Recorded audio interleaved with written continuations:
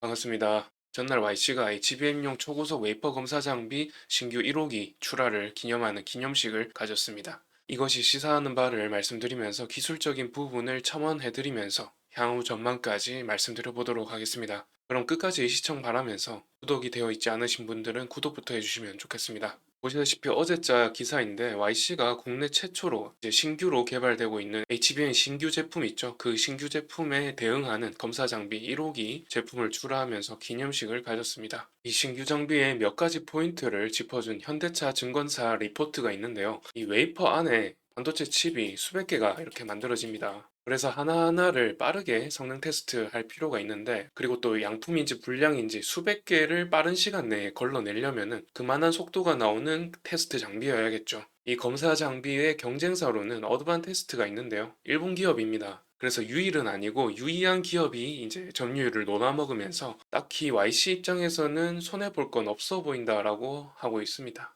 오히려 점유율을 잡아먹는 입장이어서 더 나아질 전망이라고 보고 있습니다. 그리고 HBM 메이커 3사가 이제 최근에 캐파 증설 규모가 최대치로 끌어올려지고 있는 시점이라서 그 수혜를 바로 직격탄으로 받을 거라고 보고 있는데요. 그런데 삼성전자 같은 경우는 최근에 캐파를 늘리지 않겠다고 선언하면서 장비사들의 주가가 좀 얻어맞고 있었습니다만은, 그래도 하이닉스라든지 마이크론은 기존대로 캐파 증설을 맥시멈으로 진행하고 있기 때문에 그에 따른 수혜를 볼 것으로 보입니다. 그리고 마지막으로 국내 기업이 글로벌 탑티어 기술력을 그대로 국산화한 경우는 드문 만큼 YC의 역량을 높게 칠 수 있다라는 건데, 이 때문에 국내 점유율은 1위, 글로벌 점유율은 30% 이상으로 넓혀갈 것으로 보고 있어서 긍정적인 전망으로 내다보고 있다라고 하고 있습니다. 그러면 이제 기술적으로 조금 부연성 일명을 드리자면은, 웨이퍼 단계에서 불량품을 걷어내고 이렇게 왼쪽에 사진처럼 웨이퍼에서 이제 반도체 칩을 만들어내죠. 여기에 작은 칩 하나하나가 D램입니다. 이 D램을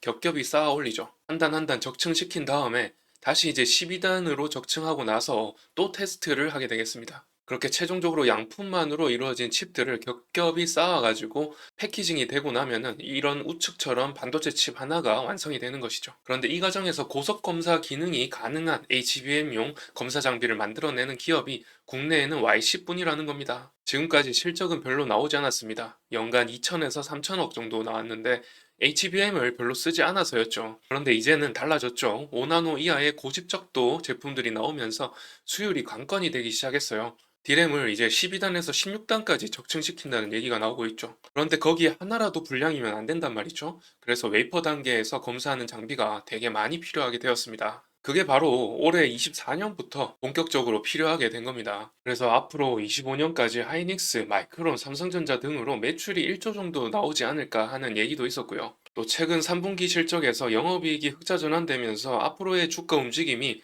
다시금 추세 전환이 일어나지 않겠나 말씀을 지난 영상에서 드렸습니다. 그런데 최근까지 이렇게 하락 추세 안에서 여전히 있는 상황이죠. 그래서 지금은 시총이 9천억 정도대로 내려와 있는 상황입니다. PER은 72배 정도가 나오는 상황인데 이것은 다소 중요하지 않다고 생각합니다. 제가 말씀드려왔던 거지만은 내년이면은 확 줄어들 거라고 생각하기 때문인데요. 이제 장비 회사 같은 경우는 기대감이 이미 많이 다 반영되어 있는 상황에서 생각보다 더 높은 수익성을 보여주어야 추가적인 상승 모멘텀이 생길 겁니다. 그래서 아직까지 캐파 증설에 따른 매출 인식이 뚜렷하게 잡히지 않는 이 상황에서 다소 수급이 쏠리지 않고 있는 상황이라 그나마 이렇게 직전에 매집봉도 2개 정도 있죠. 그래서 이제 조만간 가격이 좀 끌어올려지지 않을까 싶었었지만은 어제 HBM 관련해서 신규 검사 장비가 출하됐다라는 어떤 기념식도 있었음에도 불구하고 외국인 기관이 계속해서 매도를 하고 있는 상황입니다. 지금 금투세 이슈가 소화되고 나서 미국 대선이 지금 진행되고 있는데, 사실 반도체 업종에 악재 발언을 트럼프가 했었기 때문에 트럼프가 당선이 가시화되는 이 시점에서 반도체 가격이 더 많이 빠지고 있는 상황입니다.